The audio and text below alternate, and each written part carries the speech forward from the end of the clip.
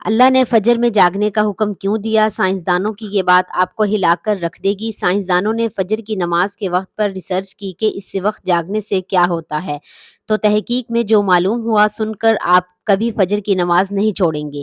اور حضور صلی اللہ علیہ وسلم نے کیوں فرمایا تھا؟ بسم اللہ الرحمن الرحیم۔ ایک حیرت انگیز اور سبق آموز واقعہ۔ ابن عقیل اپنا واقعہ لکھتے ہیں کہ میں بہت ہی زیادہ غریب آدمی تھا۔ ایک مرتبہ میں نے طواف کرتے ہوئے ایک ہار دیکھا جو بڑا قیمتی تھا۔ میں نے وہ ہار اٹھا لیا۔ میرا نفس چاہتا تھا کہ میں اسے چھپا لوں، لیکن میرا دل کہتا تھا ہرگز نہیں، یہ چوری ہے، بلکہ دیانتداری کا تقاضا یہ ہے کہ جس کا یہ ہار ہے اسے میں واپس کر دوں۔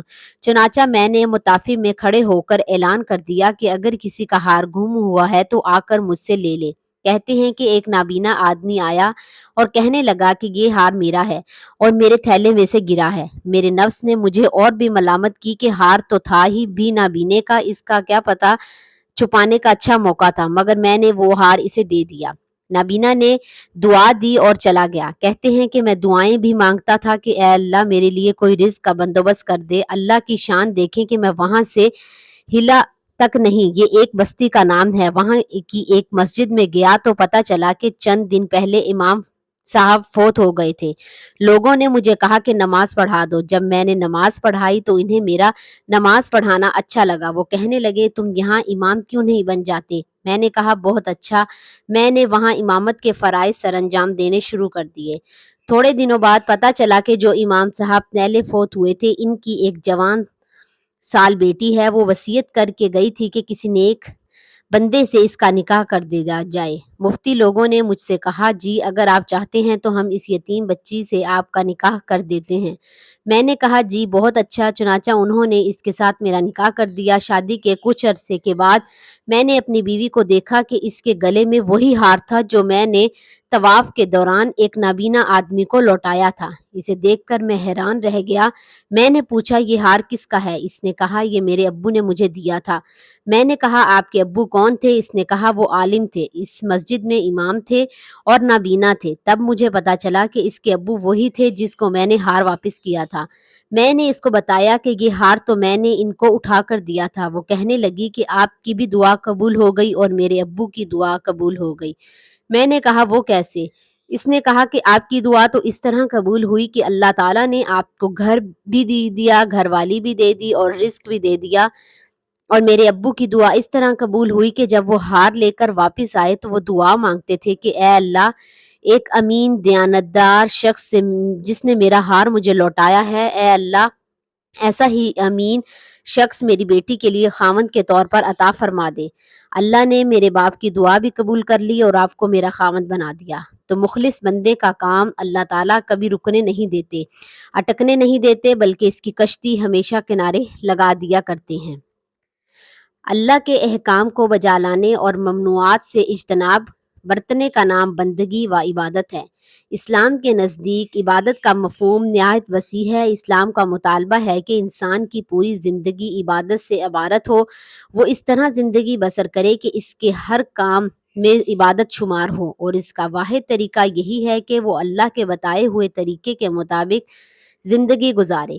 ہر بات میں حکم الہی کو پیش نظر رکھے۔ اسلام اس بڑی عبادت کے لیے انسان کو جن ذرائع سے تیار اور اس کی تربیت کرتا ہے، حرف عام میں انہیں عبادت کہا جاتا ہے، لیکن دراصل یہ تمنیاتی عبادت ہیں۔ انہیں ارکان اسلام بھی اس وجہ سے کہا جاتا ہے کہ اسلام کی عمارت انہی ستونوں پر قائم ہے۔ ارکان اسلام میں نماز سرفرست اور پہلے نمبر پر ہے۔ ان تمام عبادات میں نماز کو جو اہمیت و فضیلت حاصل ہے وہ کسی بھی صاحب ایمان اہل نظر سے پوشیدہ نہیں۔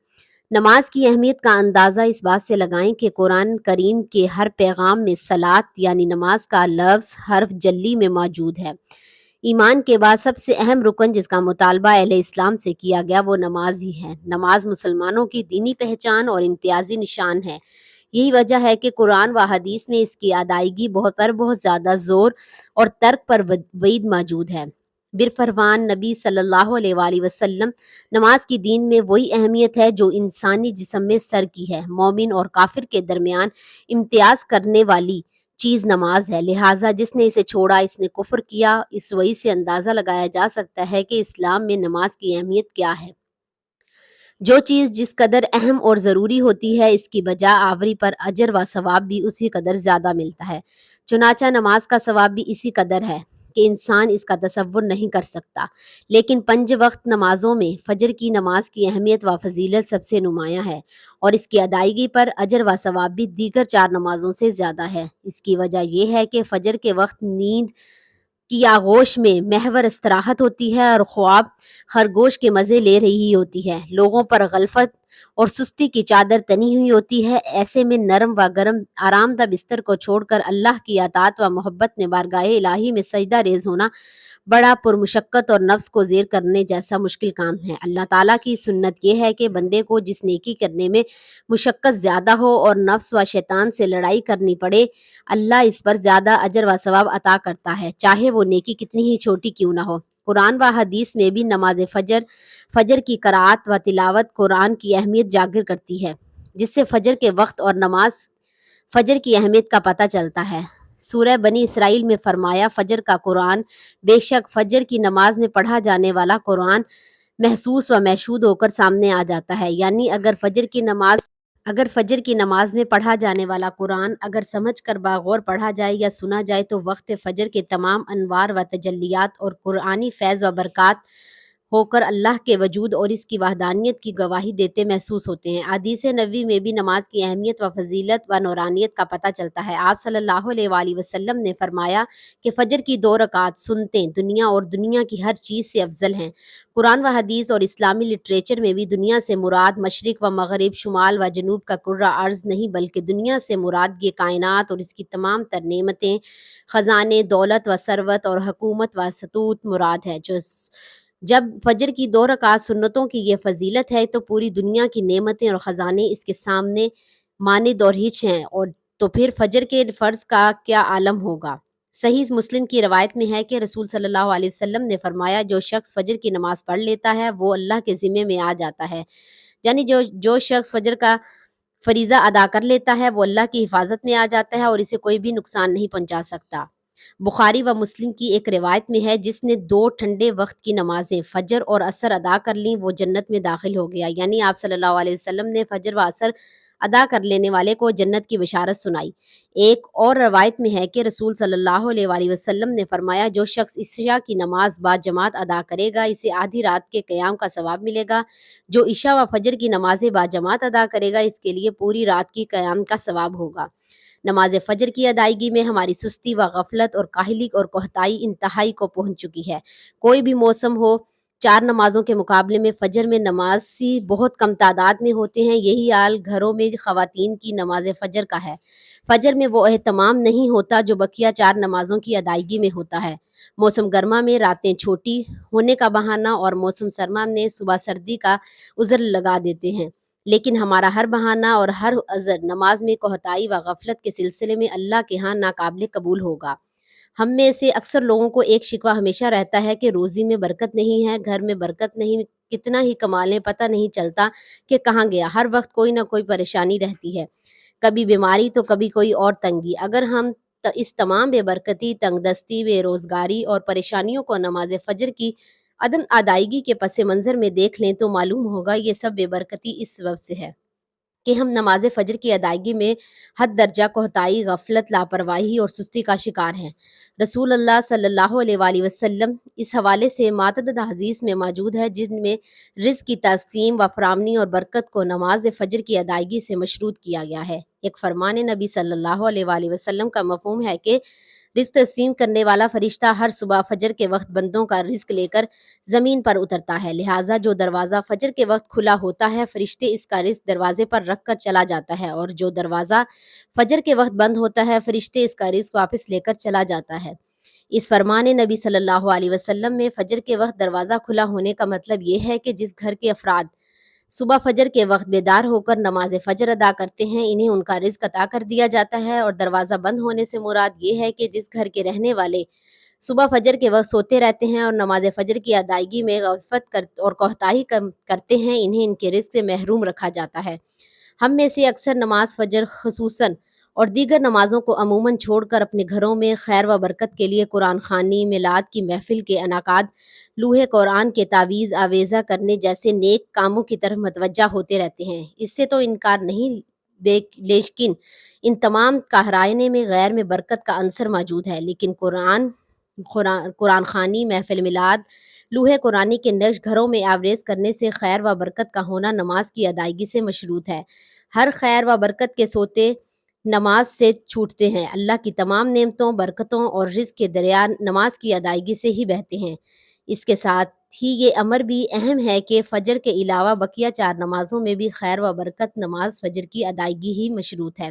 اسی لیے کہ خیر و برکت کا آغاز نماز فجر کی ادائیگی سے ہی ہوتا ہے۔ یاد رکھیں، نماز فجر کی کوتاہی اور غفلت اور نماز نہ پڑھنا گھر کی نحوست کی علامت کا آغاز ہے۔ رسول اللہ صلی اللہ علیہ وآلہ وسلم نے ایسے مسلمانوں کو خبیث اور منافق قرار دیا ہے۔ آپ صلی اللہ علیہ وسلم نے فرمایا کہ ایسے شخص کو میرا دل چاہتا ہے آگ لگا کر جلا دوں۔ ناظرین، کبھی بھی آپ کے ذہن میں یہ سوال آئے کہ اللہ نے ہمیں فجر کے وقت جاگنے کا حکم کیوں دیا ہے؟ کیا فجر کا وقت صرف نماز پڑھنے کا وقت ہوتا ہے؟ کیا اس وقت کے پیچھے ایک راز پوشیدہ ہے؟ وہ راز کیا ہے؟ اس راز کو جاننے سے پہلے ضروری ہے کہ ہم نماز کے بارے میں جانیں، جو ہم پر دن میں 5 مرتبہ پڑھنا فرض کی گئی ہیں۔ اور یہ 5 نمازیں کس طرح فرض ہوئیں، اس کے پیچھے بھی ایک شاندار وجہ ہے، جس وجہ کا مظاہرہ ہر سفر معراج میں اس وقت ہوا جب حضرت محمد صلی اللہ علیہ وآلہ وسلم اللہ سے ملاقات کے لیے وقت کے انتہائی مختصر حصے میں 7ویں آسمان سے بھی آگے تشریف لے گئے تھے۔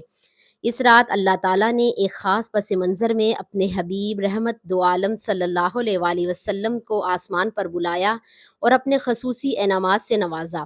اس مبارک سفر میں اللہ تعالیٰ نے اپنے قرب خاص سے نوازا، انبیاء کرام سے ملاقاتیں کروائیں، جنت و جہنم کا مشاہدہ کروایا اور نیکیوں کے اجر و ثواب اور بروں کے انجام و عذاب کا نظارہ کروایا۔ اس عظیم سفر میں بہت سے انعامات سے نوازا گیا، جن میں ایک خاص انعام امت کے لیے نماز کا تحفہ بھی ہے، اور قیامت تک کے لیے انسانوں کو اپنے معبود اور خالق سے قریب تر کرنے کا عظیم تحفہ اور عبادت یعنی نماز۔ اس سفر میں ادا کی گئی معراج کی رات جب آپ صلی اللہ علیہ وآلہ وسلم کو 50 نمازوں کا حکم دیا تو حضرت موسیٰ علیہ السلام کے کہنے پر آپ نے اللہ سے 50 نمازوں میں نرمی کی درخواست کی، اور ایسا کئی بار ہوا، یہاں تک کہ اللہ نے امت محمدیہ کے لیے دن میں 5 نمازوں کا حکم دیا، جس کے بعد بھی پھر حضرت موسیٰ علیہ السلام نے آپ صلی اللہ علیہ وآلہ وسلم کو 5 نمازوں میں کمی کے لیے اللہ کے پاس ایک بار پھر جانے کی صلاح دی، لیکن تب آپ صلی اللہ علیہ وآلہ وسلم نے فرمایا، میں نے اپنے رب سے کئی مرتبہ درخواست کر لی ہے، یہاں تک کہ اب مجھے حیا آ گئی ہے اور اب میں راضی ہوں اور اس حکم کو ہر طرح سے تسلیم کرتا ہوں۔ ہر نماز پڑھنا ضروری ہے، اور یقیناً آپ کے لیے بھی نمازوں میں سب سے زیادہ مشکل نماز فجر کی نماز ہوگی، جس میں نیند کا غلبہ اتنا ہوتا ہے کہ ایک انسان مشکل سے اٹھ پاتا ہے۔ لیکن دن کے اس خاص حصے میں جو راز پوشیدہ ہے، اسے آپ جانیں تو یقین کریں گے کہ آپ فجر کی نماز کبھی نہیں چھوڑنا چاہیں گے۔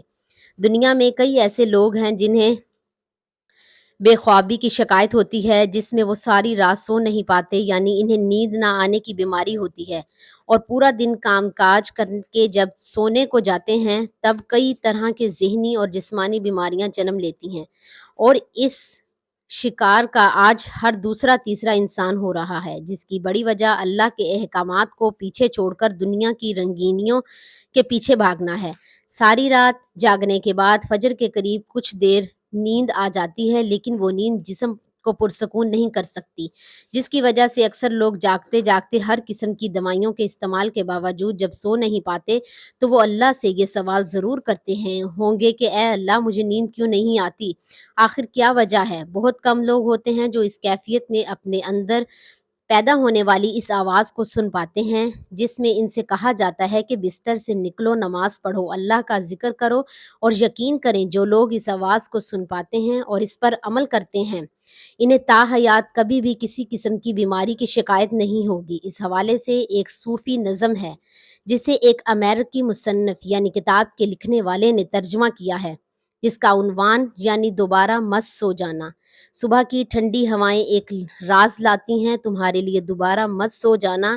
خود سے پوچھو تم کیا چاہتے ہو؟ دوبارہ مت سو جانا۔ لوگ دروازے کی چوکھٹ سے آ جا رہے ہیں جہاں سے دنیا ملتی ہے، وہ دروازہ گول اور کھلا ہے۔ دوبارہ مت سو جانا اس نظم میں بیان کردہ دروازہ ہماری دنیا اور اس سے دوسری دنیا کا ہے، جہاں سے فرشتے ہر صبح اور شام کو اترتے ہیں، جن کا ذکر اس حدیث پاک میں ملتا ہے، جس میں آپ صلی اللہ علیہ وآلہ وسلم نے فرمایا کہ رات اور دن میں فرشتوں کی ڈیوٹی بدلتی رہتی ہے، اور فجر اور عصر کی نماز میں ڈیوٹی پر آنے والے فرشتے اور جانے والے فرشتے ایک دوسرے سے ملتے ہیں۔ پھر تمہارے پاس رہنے والے فرشتے جب اوپر چڑھتے ہیں تو اللہ تعالیٰ پوچھتا ہے، حالانکہ وہ ان سے بہت زیادہ اپنے بندوں کے متعلق جانتا ہے، کہ میرے بندوں کو تم نے کس حال میں چھوڑا؟ تو جب وہ جواب دیتے ہیں کہ ہم نے جب ان کو چھوڑا تو وہ فجر کی نماز پڑھ رہے تھے، اور جب ان کے پاس گئے تب وہ عصر کی نماز پڑھ رہے تھے۔ فجر اور عصر کی نمازوں کے اوقات میں سونے سے منع کرنے کے پیچھے بھی ایک بڑی وجہ وہ یہ ہے کہ سائنس کہتی ہے کہ صبح سورج طلوع ہوتے وقت اور شام کو غروب ہونے سے پہلے سونا نہیں چاہیے، کیونکہ صبح کے وقت زمین پر آکسیجن بہت زیادہ مقدار میں ہوتی ہے، جس وقت ماحول تر و تازہ ہوتا ہے، اور یہ آکسیجن آپ کو دن بھر فٹ رکھنے کے لیے انتہائی ضروری ہوتی ہے۔ تو جو اس وقت سو جاتا ہے تو وہ اس تازہ آکسیجن سے محروم رہ جاتا ہے، اور عصر کے وقت زمین پر آکسیجن کی کمی ہو جاتی ہے۔ تو اگر کوئی سو جاتا ہے، اس کو آکسیجن کی کم مقدار ہی مل پاتی ہے، جس کی وجہ سے جب وہ جاگتا ہے تو اس کے سر میں درد اور طبیعت بوجھل ہو جاتی ہے، اور یہی بڑی وجہ ہے کہ دین اسلام میں ان دونوں اوقات میں سونے سے منع فرمایا گیا ہے۔ رسول کریم صلی اللہ علیہ وآلہ وسلم نے فرمایا، طلوع شمس سے پہلے اور غروب شمس سے پہلے نماز ادا کرنے والا جہنم میں ہرگز داخل نہیں ہوگا۔ نماز فجر کے بارے میں ایسے بے شمار فضائل اور بھی ہیں جن کو ہم نہیں جان سکتے، اگر انسان ان کو جان لے تو کبھی کوتاہی نہ کرے۔ رسول کریم صلی اللہ علیہ وآلہ وسلم کا فرمان ہے، اگر وہ لوگ عشاء اور فجر کی فضیلت کے بارے میں جان لیں تو وہ کسی بھی نماز کو کبھی بھی نہ چھوڑیں، چاہے ان کو خود کو گھٹیستے ہوئے ہی آنا پڑے۔ اب وہ آپ خود اندازہ لگا سکتے ہیں کہ ایک طرف ان دونوں نمازوں کی اتنی فضیلت و اہمیت ہے، اور دوسری طرف ان کی ادائیگی میں کتنی سستی اور لاپرواہی بڑھتی جا رہی ہے۔ بے نمازی کا انجام اور اس کا عذاب۔ حضور اکرم صلی اللہ علیہ وآلہ وسلم معراج کی رات گئے تو وہاں مختلف لوگوں کو مختلف عذابوں میں مبتلا دیکھا۔ کسی کا منہ چیرا جا رہا ہے، کسی کی زبان لوہے کی کینچیوں سے کاٹی جا رہی تھی، کسی کے اوپر کھولتا ہوا پانی ڈالا جا رہا تھا، کسی کا گوشت اتارا جا رہا تھا، کسی کے جسم میں لوہے کی میخیں ٹھوکی جا رہی تھی۔ ایک قوم کو حضور نے دیکھا جن کا سر پتھر سے کچلا جا رہا تھا، پتھر آنے تک دوبارہ صحیح ہو جاتا، پھر کچلا جاتا۔ حضرت جبرائیل امین رضی اللہ تعالیٰ عنہ نے رسول صلی اللہ علیہ وسلم سے فرمایا، یہ لوگ کون ہیں؟ یہ وہ بد نصیب شخص ہے جو 5 نمازیں فرض نہیں پڑھا کرتے تھے۔ یہ تھوڑی سی زندگی ہے، زندگی سے زیادہ کوئی 70-80 سال بسر کرے گا، پتہ نہیں کہ آج کل آنے والا ہے یا نہیں۔ کتنا غافل اور بد نصیب ہے وہ شخص جس کو سجدہ نصیب نہیں ہے۔ حضور صلی اللہ علیہ وسلم نے فرمایا، نماز چھوڑنا تو خیر بہت بری بات ہے، جو نماز شخص پڑھتے ہی نہیں لیکن جماعت کے ساتھ نہیں پڑھتے۔ فرمایا، جی چاہتا ہے کہ اپنی جگہ کسی اور کو کھڑا کروں اور جوانوں کا ایک گروہ ساتھ لوں، جو شخص مسجد میں نماز پڑھنے نہیں آتا ان کے گھروں کو جلا دوں۔ رحمت العالمین نے فرمایا، ان گھروں کو آگ لگا دوں، اتنا غصہ ہے ان لوگوں پر جو مسجد میں آ کر نماز نہیں پڑھتے، جو پڑھتے ہی نہیں۔ اس دور میں کوئی مومن تھا ہی نہیں جو نماز نہیں پڑھتا، نماز تو نماز رہی، لیکن آج ہم سے اکثر لوگ ایسے ہیں جن کو جمعہ بھی نصیب نہیں ہوتا۔ حضرت ابن جبر نے ایک روایت لکھی ہے، جو شخص نماز ترک کرتا ہے اس کو بہت ساری رسوائیاں، فرمایا یہ اس دنیا پر سزائیں ہیں۔ ایک، اس کی عمر سے برکت اٹھا لی جاتی ہے۔ دو، اس کے چہرے سے ساحلین کا نور اتار لیا جاتا ہے۔ اللہ تعالی ہم سب کو 5 وقت نماز پڑھنے کی توفیق عطا فرمائے اور ہمارا خاتمہ ایمان پر فرمائے، آمین۔ ناظرین، کمنٹ باکس میں اللہ کے 99 ناموں میں سے ایک نام ضرور ٹائپ